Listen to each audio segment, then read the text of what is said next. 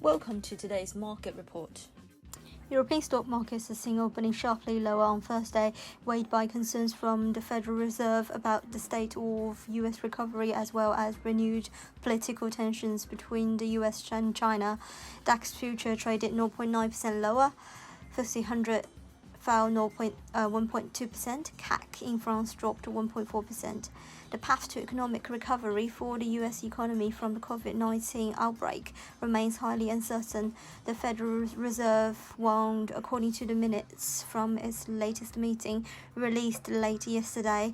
The minutes to the July 29th FOMC meeting are not especially reassuring, said analyst from ING. The commentary suggests an ongoing weak economic backdrop, whereby inflation remains persistently low, yet there is little inclination to offer additional imminent support to the economy. Members of the Fed Reserve have been keen to stress the need for additional fiscal stimulus, but a deal in Congress for a new comprehensive relief package seems as far away as ever.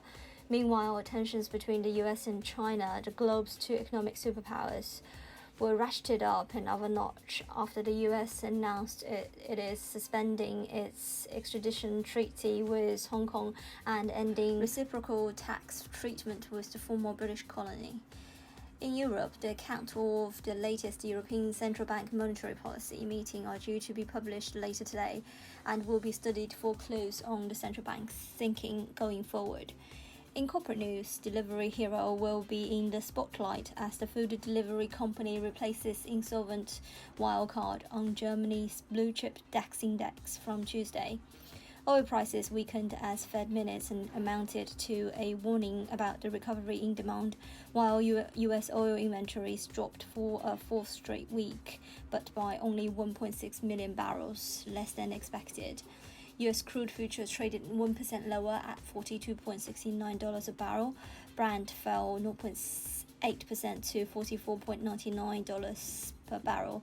Gold futures fell 0.7% to $1,955.85 per ounce, retreating after the dollar rebounded on the back of the Fed's comments.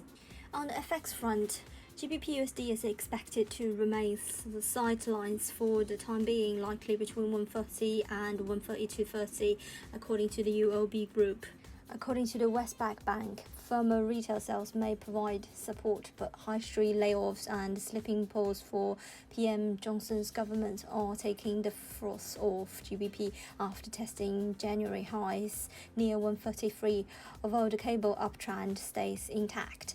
Economists at the bank expect a pullback to the 129 to 130 zone. A humbling government U-turn on education policy this week has highlighted public discontent with the government's handling of responses to COVID-19. YouGov opinion polls showed that PM Johnson is now less popular than the new opposition Labour leader Keir Starmer. UK-EU post-Brexit negotiations have restarted this week, and the lack of progress is being highlighted by media as another example of government inability to achieve its goals. It seems highly unlikely that any progress on the slew of issues to be addressed can be made this week, just as GBP/USD has retested early 2020 highs in the 132-133 range. The flash August PMIs on Friday will be accomplished by retail sales and CPI trend surveys. If they fail to confirm or sustain their recent upswings, the accompanying trend in GBP may also be further pressured in addition to the downturn in political support.